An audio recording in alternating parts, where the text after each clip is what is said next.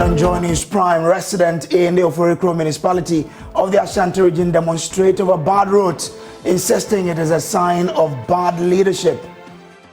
Again, the government of the day to come and fix our roads, and it should bear in mind that they have just 364 days. As at yesterday, they were having 365 days, but now they are having 364 days to leave office. Now, the consideration stage of the anti-gay bill commenced despite absence of the chairman of the Constitution and Legal Affairs Committee of Parliament. In favor of the declaration, say aye. Those against, say no. The ayes have it. Our local government minister rallies the public to participate massively in the upcoming district level election as he urges the media to devote much attention to the election. I entreat my honorable members of Parliament in this August House to whip up enthusiasm of the electorate to turn out on Tuesday, 19 December 2023 and vote massively. But MPs are concerned the lack of partisan politics at the district level is a major cause of their apathy. It does not give that much attention to the district level elections. The sort of importance we attach to the presidential and parliamentary elections is far, far low when we consider the district level elections. Also, government starts paying debt owed independent power producers in a bid to avert a possible Dumsor during the U-tide. Has paid Sudan $30 million, and the arrangement is for advance for another 30 somewhere next week.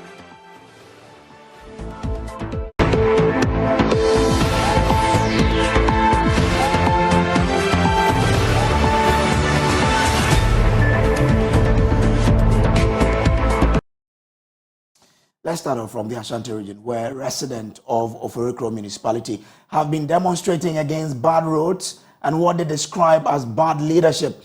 They are particularly angry about the delay in the completion of major road networks, some of which have turned death traps. The protesting residents say access to healthcare, especially for pregnant women, is impeded by the poor nature of their roads. Clad in red, residents of Emina, Apiedu, Kokobing and Apemso marched along their communities, making brief stops at some areas to highlight problems in the municipality.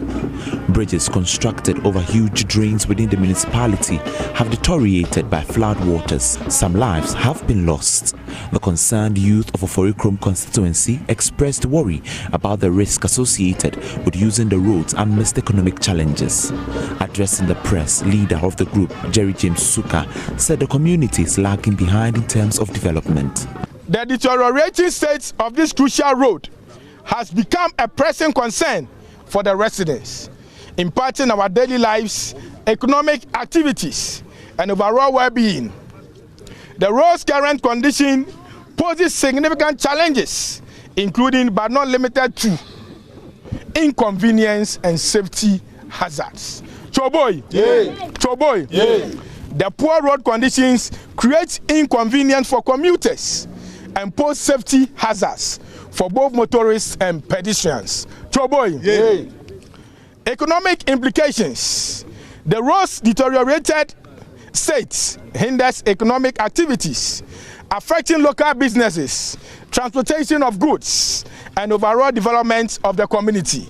Some concerned residents shared their frustration with Joy News. We all know that we are citizens here in Ghana, and as a citizens in Ghana, we have our right to exercise our right. And we voted for Akufo-Addo Bawumia government to come and put things in place for us so that every Ghanaian or every citizen may have the feel of the country. But this is the case that we voted for Akufo-Addo and Bawumia government, and they are not doing anything for the citizens. And it is very pathetic. Or is it a crime for we the citizens to vote for a leader? No. So if it is not a crime, why are they refusing to do our road for us? Listen, there was a time a woman who was pregnant, he was passing by the Oforikro road. You see the deplorable road, because of the deplorable road, he gets miscarriage about his pregnancy. And it's very pathetic to see all these things. So we are begging the government of the day to come and fix our roads. And it should bear in mind that they have just 364 days. As at yesterday, they were having 364 365 days, but now they're having 364 days to leave office, and we are prompting them to do our roles for us. If they do or if they don't do, we are going to sack them from government coming 2024. Na mafu bedi so yehu de oyeye na ye ka kire kufu ado ne ba omia ne se amambo no mubu no yehu so amambo no mubu no Frasta House no yehu so o mu timi mu o mu so de frade so ne ye nkwala ne metra so ye kure ni mamambo sene no ade no mo haya kuma sa e na okoto ade untimi to bronya ye se akoko ba ko 2 million 1.5 ade e kwa ne nye na adwuma bia nso ni o man mu obi ye so beto ka akwa mo akwa ni nti mo ba ya waseno beso ba ye beto ka na mo enu nya ne hawo na adwuma nso ni o man mu na Christian ra mo so san abuo ne mo ka sese bla adwuma akra bi na ese ye nso a oti agu for so sa mu 10% utwa bet na so sa dia agu for sa 10% no sa 10% ka na kwa ni na anya nya adwuma bia ye bet na etwa ni na ridi utwa bet na sa dia agu for sa mu 10% onya adwuma bia mo na sa be 10%. For Joy News, Nana Boache Dankwa Yadom. Now, Minister for Local Government, Dan Boche, is rallying the public to participate massively in the upcoming district level elections. The DLE will elect more than 6,000 local level leaders to the various district assemblies. But the election over the years has been plagued with poor participation. Dan Boche says MPs must get their constituents to participate, while urging the media to devote as much time to the election as they do for parliamentary and presidential elections. I entreat my honorable members of parliament in this August House to whip up enthusiasm of the electorate to turn out on Tuesday, 19 December 2023, and vote massively for the representatives to their respective district assemblies and unit committees. Right Honorable Speaker, decentralization has brought government closer to the people than it had ever been in almost 3 decades. Although there is no government policy to systematically create smaller local government jurisdictions, with the creation of 261 district assemblies from 110 in 1988, the average population per a local government jurisdiction has reduced substantially, thereby enabling local government to reach a smaller population. This has also reduced the proximity of local governments to locations where problems occur and where appropriate solutions may be found. The critical role of the media in creating awareness of this level elections cannot be overemphasized. Accurate and timely reportage by the media on key issues which will shape local governance should whip up and sustain the level of public interest in the processes leading up to the conduct of the district level elections. It is therefore envisaged that the time and energy devoted for presidential and parliamentary elections by our friends in the media fraternity is replicated in the upcoming district level elections. It is even my ardent hope that more platforms are created by relevant bodies with deep involvement of the media to intensify the awareness and advocacy for higher voter turnouts. Now, the ranking member on the local government committee says the absence of partisan politics is the cause of the apathy. The Speaker, it is true. Speaking to the mic. It is true that citizens' participation in the district level elections has been very poor. Going through history, hovers between the 35-38% as compared to the 70-75% witnessed under presidential and parliamentary elections. But this is because the state does not give that much attention to the district level elections. The sort of importance we attach to the presidential and parliamentary elections is far, far low when we consider the district level elections. We must consider the fact that in the parliamentary and presidential elections, the political parties play a key role as demanded of them by the Constitution. But because these have become individual activity, it becomes difficult for institutions, groups to really get themselves involved. However, we have state institutions that could play a very vital role in disseminating information, educating, and informing the public on the district level elections. Our NCCE is mandated to educate, inform, encourage people to participate in such civic responsibilities. But we all know the situation of the NCCE. Today, the role of the Information Services Department, which historically has had mandate to educate and inform people, announce such situation, is virtually off. We can't even find them anymore. And let's still stay in Parliament, because after months of waiting, the consideration stage of the controversial anti-gay bill has started. This is despite the absence of the chairman of the Constitutional and Legal Affairs Committee, Kwame Anyimedu-Enchi. A similar situation earlier this week, which grounded work on the bill. Parliamentary Affairs correspondent Kwekwa Sante now reports. After so many months of waiting, the Proper Family Value Bill has finally had its time on the floor. The Speaker of Parliament ruled that despite the chairman being absent, members could move the amendments that were tabled in his name on behalf of his committee. The understanding is that in the absence of the chairman, any member of the committee could take up if the chairman is available, he will lead us. In the absence of the chairman, any member could take up the matter. Following this ruling, members on both sides came around the table and discussed some amendments that have been proposed. Amendment proposed. Paragraph A, subparagraph 6, delete.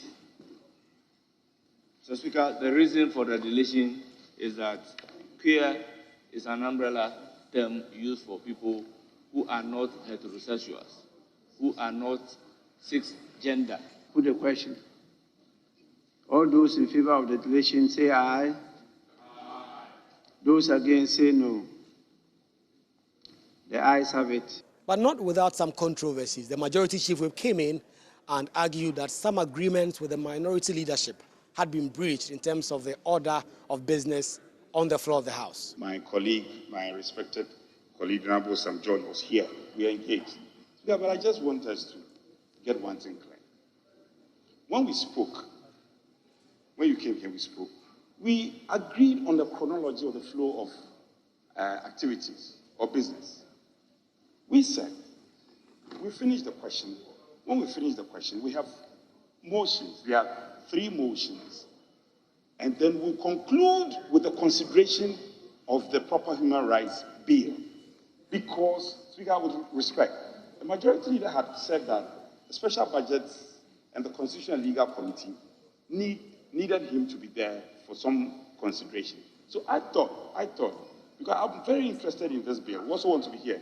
And the Majority Leader has said that he wants to sit in whilst we are doing the consideration. The understanding we had between the majority and the minority and your good self was that after we are done with the questions, we will start the consideration of Ghanaian values and what's the full name of that bill? The Proper Human Sexual Rights and Ghanaian Family Value Bill 2021. That was the understanding. Well, the Speaker of Parliament overruled him and the business continued. You simply guide me. I'm not a robot. It doesn't mean that when you guide me, I must, by order, go by your guidance. At some point, they had to haggle over whether or not to delete the word proper from the rendition of the title of the bill. I believe that whatever this House will pass will be considered as the objective test in Ghana.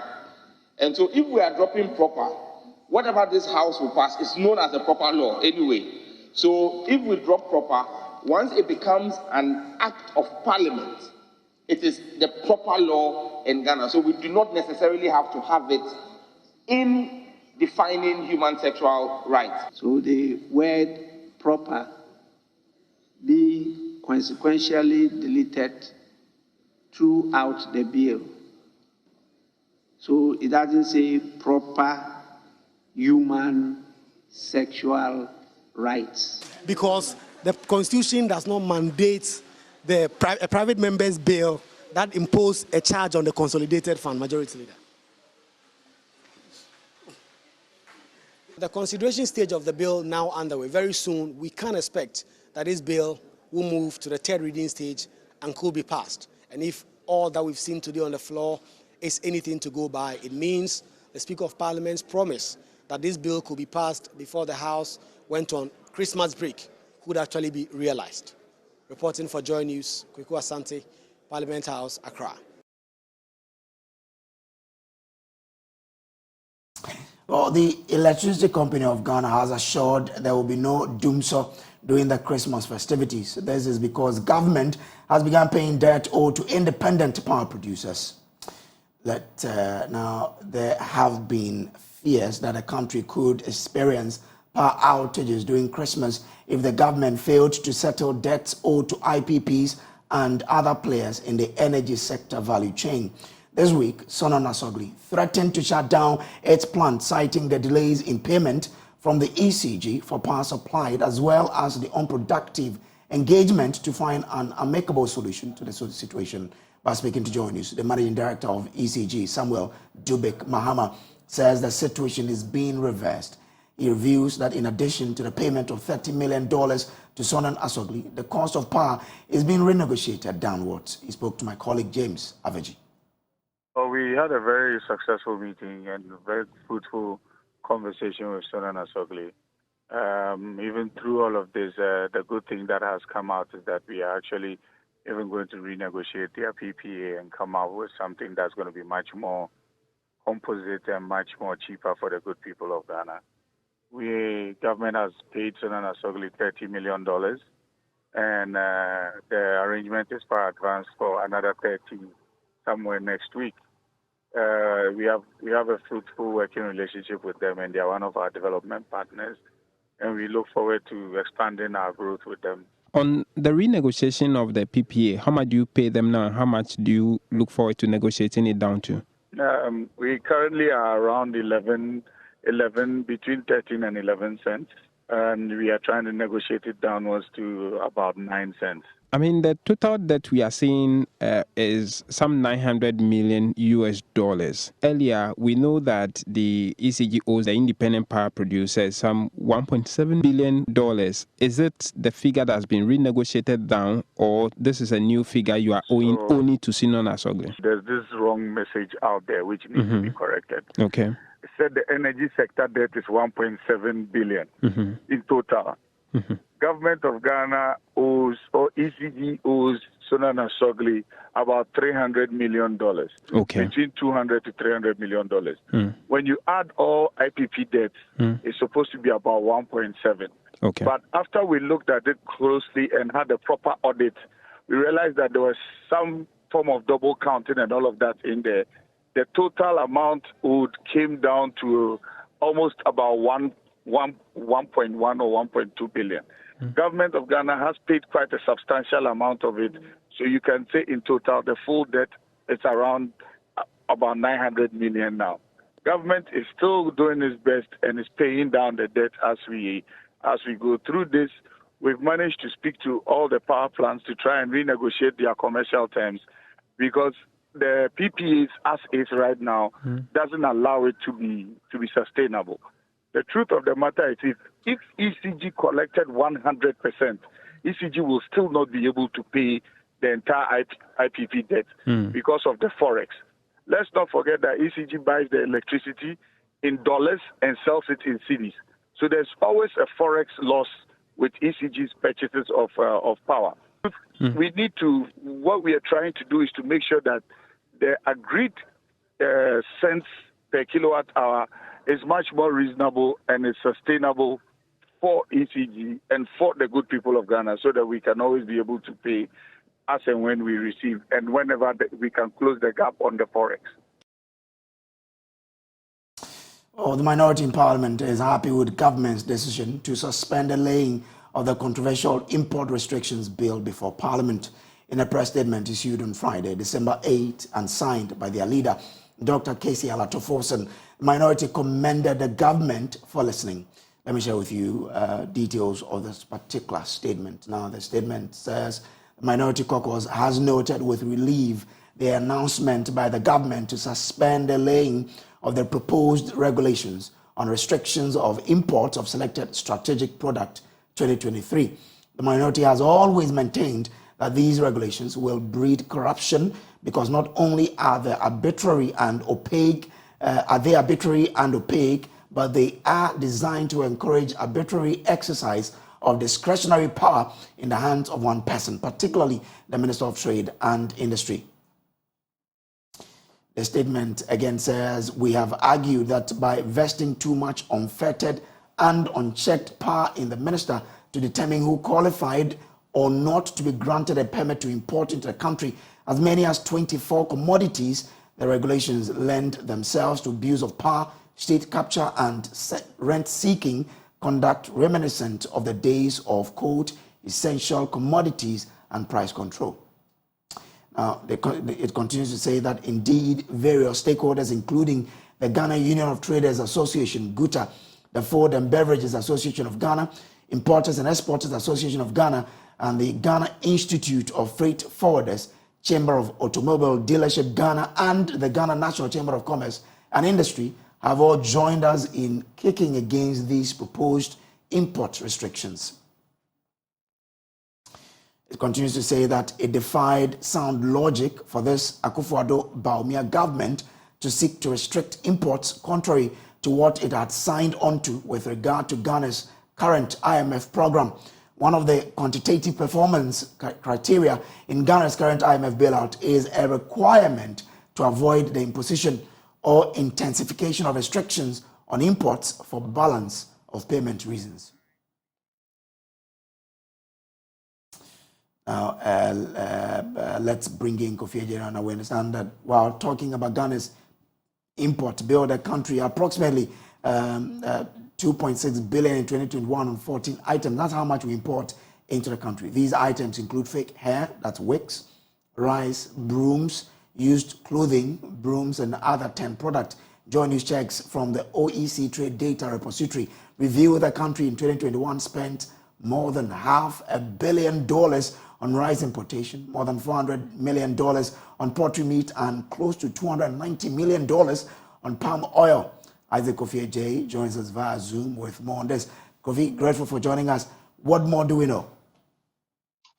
Right, Brace, if you can hear me, it's as a result of the 22 strategic items that the government actually outlined to impose the import restrictions on that necessitated our search. So the Joy Research Desk we've been combing, the OEC Data Repository, and we found out that there are 14 items that in 2021 in total Ghana spent more than $2.5 billion, close to $2.6 billion importing these items, and you've mentioned quite a number of them.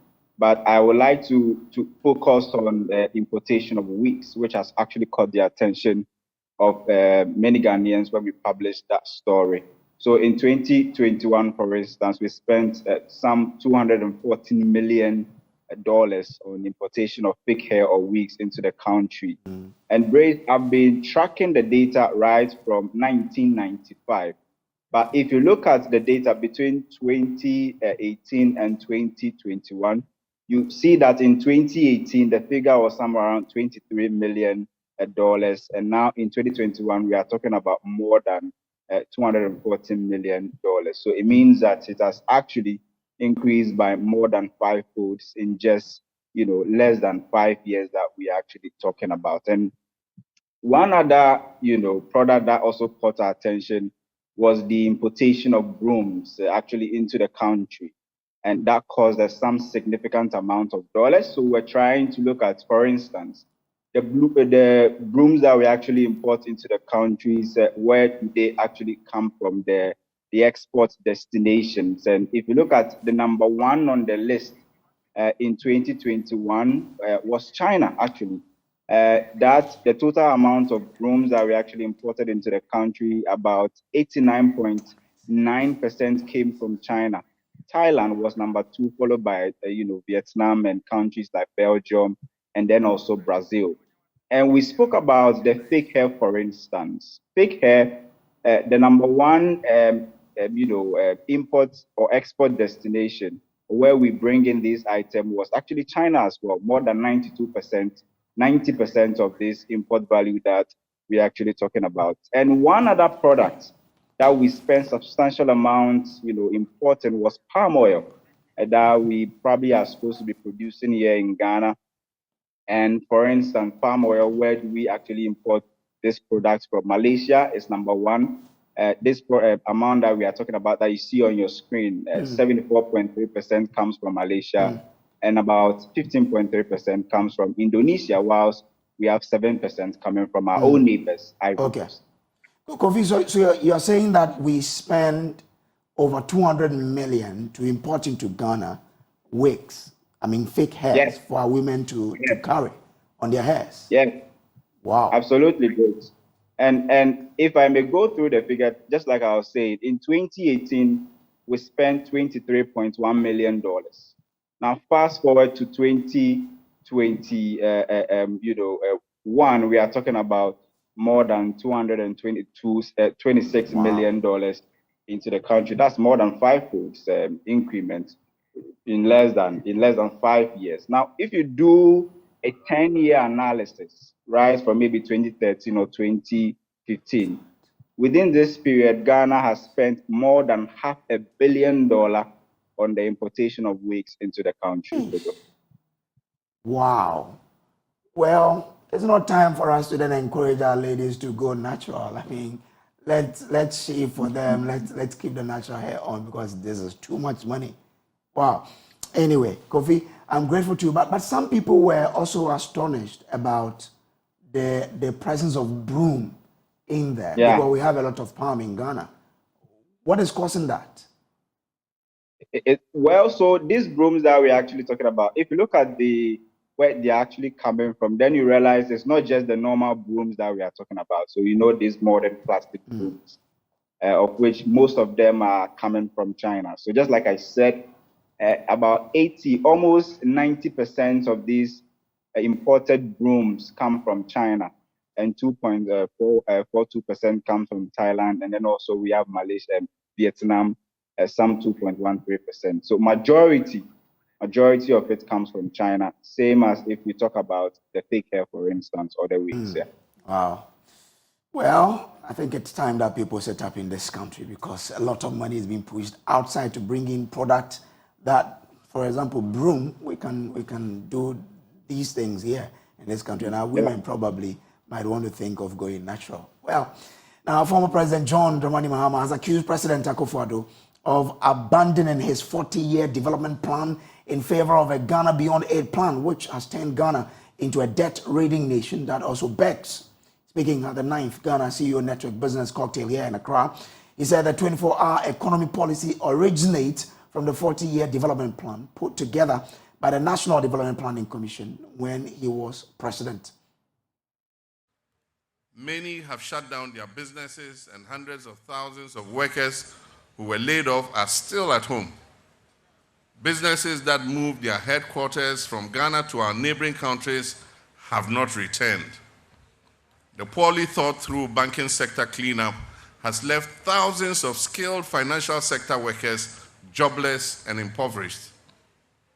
And as I speak, the second tranche of the IMF's extended credit facility, which was due on 1st November, has still not been received because of a delay by external creditors to sign off on our debt restructuring program.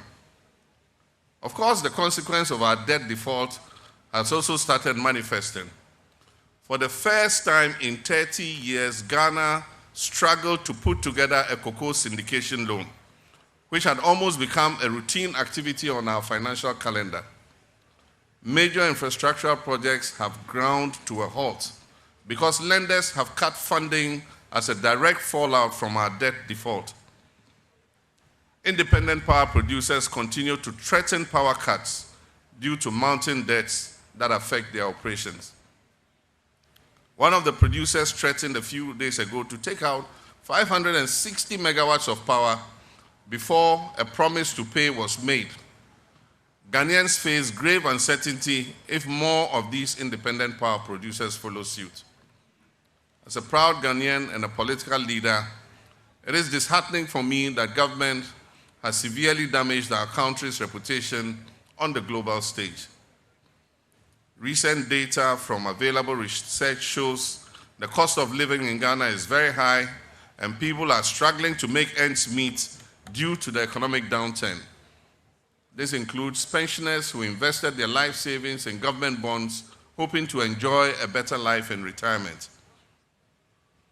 Business confidence remains low, with private sector credit declining in real terms. As of October 2023, credit to the private sector had decreased significantly by 31.6%. And this is because of the government's excessive borrowing over the last 7 years and its reliance on the short-term treasury market.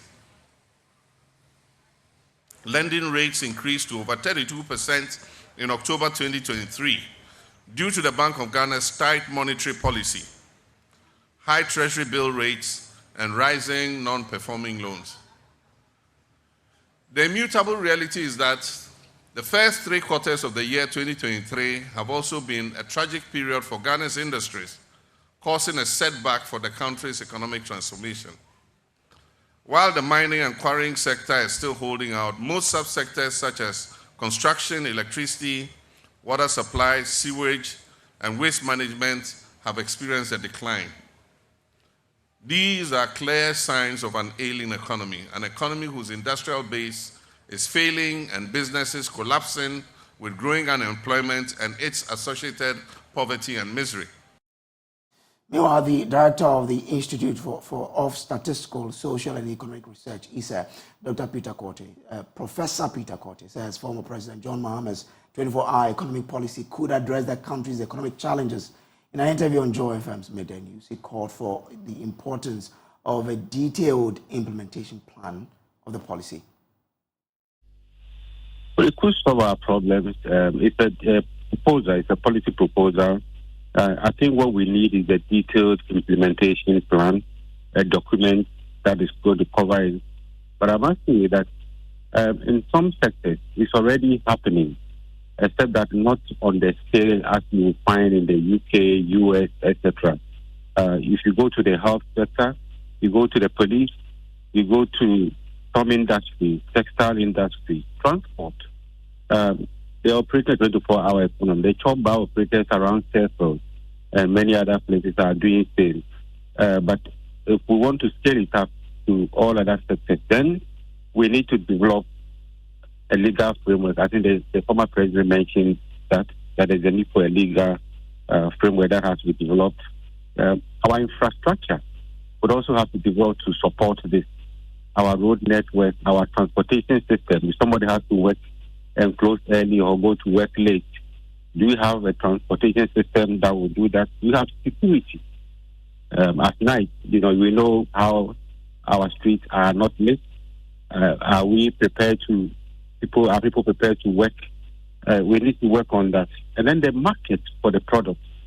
If we develop or we produce more, given our high cost of doing business, would we be able to sell or export? What should we do? I think we need to work on all of that. Energy supply.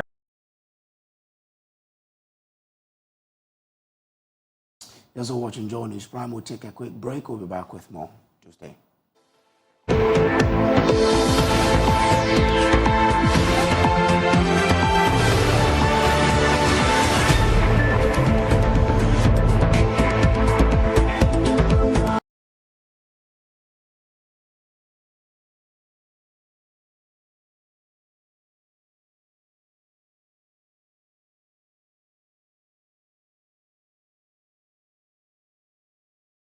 Welcome back from the break, but to a sad news. One person is feared dead after a long truck ran into a billboard at Anoga Junction in Kumasi.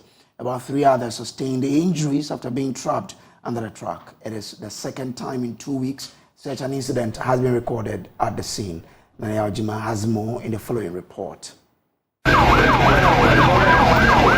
The long truck carting agrochemicals veered off the road and collided into a billboard. The billboard and the vehicle fell in one direction.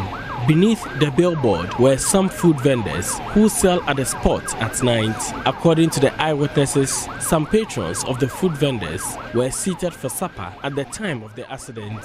Vincent Awum spoke to Joy News.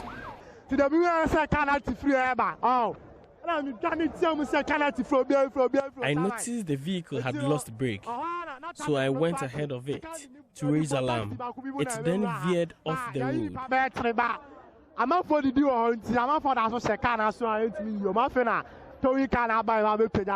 After running into a taxi, some people were having their supper when the truck rammed into them. We are now trying to rescue them.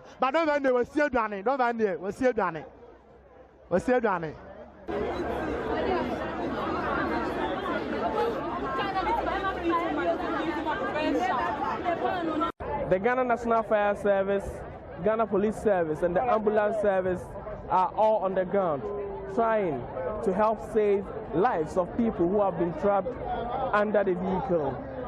As you can see, there are lots of people here just to observe what is happening, and this is negatively affecting the work being done here by the services, the security services I mean. Presently, one side of the road has been closed to traffic, and this has negatively affected the flow of traffic here at Anoga Junction. This is the second time in 2 weeks that such an accident is happening at the exact spot. The Anoga Junction intersection is prone to accidents. The area has been a target for all major decongestion exercises in the Kumasi metropolis. For Joy News, Nanaya Ojima, Kumasi. We'll take a break here to bring you showbiz.